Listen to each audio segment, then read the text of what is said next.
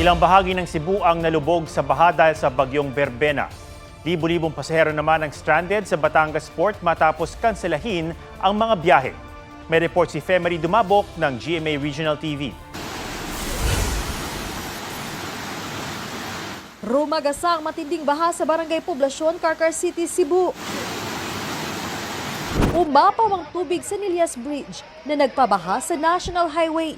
Nalubog din sa baha ang malaking bahagi ng Poblasyon 2. Kabilang ang Cebu Provincial Hospital. Isang 18 anyos na lalaki naman ang nalunod. Sa datos ng Carcar City DRRMO, mahigit 100 pamilya, katumbas ng mahigit 400 individual ang apektado ng baha. Nakatulong daw sa zero casualty and injury ang ipinatupad na preemptive evacuation. Umapaw naman ang Santa Ana River sa bayan ng Barili. Apektado ang mahigit 100 pamilya mula sa 6 na barangay.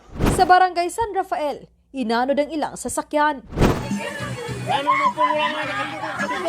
Isang lalaking senior citizen ang nawalan ng balanse at nahulog sa Pakwan River. Nangunguha raw noon ng panggatong ang biktima ng tangayin ng agos. Patuloy siyang hinahanap. Naramdaman din ang epekto ng bagyong Verbena sa Cortez, Bohol, maging sa mga bayan ng Tubigon, Luon at Maribohok. Stranded naman sa Batangas Port ang mahigit 1,000 pasahero at mahigit 100 sasakyan. Kinansila ng Philippine Coast Guard ang lahat ng biyaheng pandagat bilang pag-iingat sa bagyo.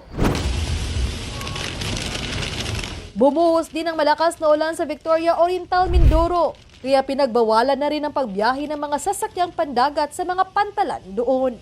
Femery Dumabok ng GMA Regional TV, nagbabalita para sa GMA Integrated News.